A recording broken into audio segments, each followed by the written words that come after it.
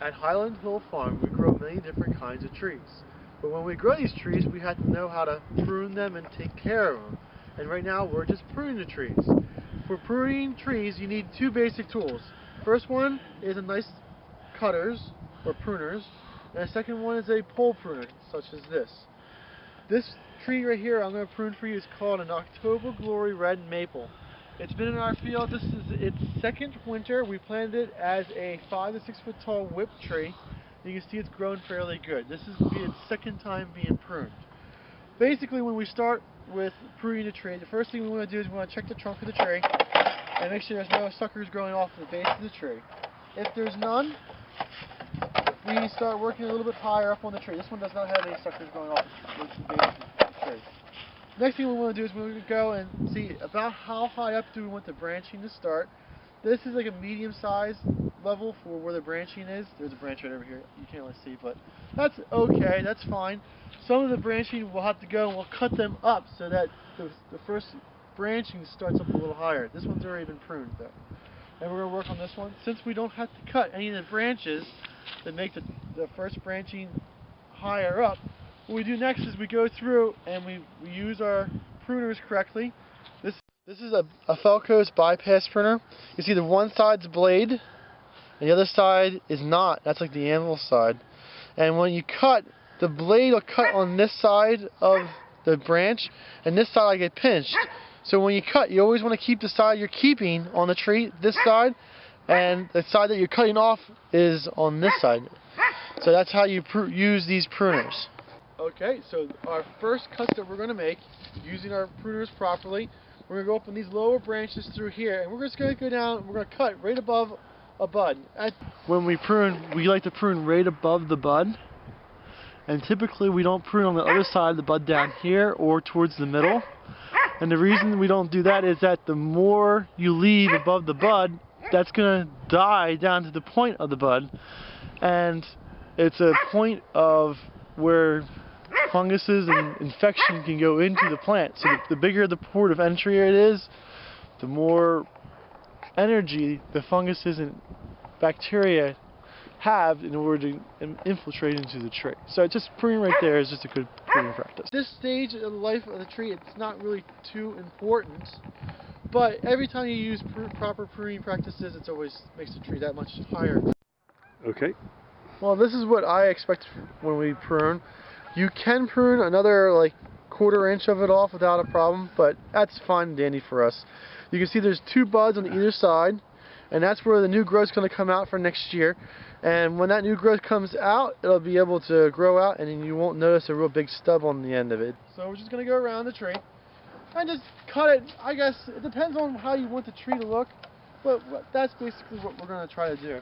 Now for these guys up here, sometimes you want to bend these guys down and prune them, and the taller you are, the easier it is. But if you pull it down too much, it may break right there. And if you can see how it has a V right there, you don't want to pull on that because you'll have a problem. And that's something that we're going to have to fix when we use our pole pruner. Well, just go around and hit them all real quick. Make sure you use the pruners properly, and that's fairly good for what we're going to use for the pruners.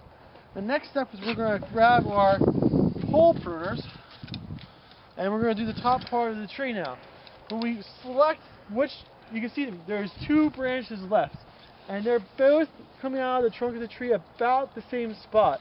And when we select which one we want to become the main leader, we want to select the one that's either higher up. So this one here is higher up than that one. So this one of these 2 would be chosen over this. And we want to choose one that's most in the center. And sometimes when you're pruning, you'll see a tree that will have 3 of them come out, and the one in the middle is the weakest. And that one in the middle is the one you want to keep because that'll keep the straightest trunk, and it'll have the most secure attachment of the branches to the trunk of the tree. So that's kind of important to remember. But so what we're going to do is, since this one I chose to be a little bit bigger of a trunk for a center one, and also more towards the center of the tree, we're going to go through and we're going to pole prune right about here onto the tree. And that's a little bit low, and this one we're going to prune up a little bit higher, probably right about there. And next year, all those buds there will grow up, and they'll grow up maybe 4 feet, and those will grow up 4 feet, but overall those will be taller up, so that will become the dominant part of the tree. That's basically how we want to prune the tree. Okay, well this is a prune that we did right up against the trunk of the tree, and this is how I prefer to have my prunes made on our trees. There's other people that prune in different ways. What I was taught in school, I went to Delaware Valley College, and they taught me an idea called Code It, or Compartmentalization of Decay in Tree, by Alex Shago. And he said basically these rings that you see around the tree, those are natural barriers to stop decay from going into the tree. And if you cut so close, like a flush cut to it, you'll damage those rings, and then infection can spread from the branch into the trunk of the tree. So we usually cut right above the point where those rings are, so there's not a lot of wood left here for funguses to grow into and take energy from to drill into our tree. So usually have to cut it right there, and as close as you can to the rings without damaging the rings, and you're pretty much good to go. Each tree has rings on it differently.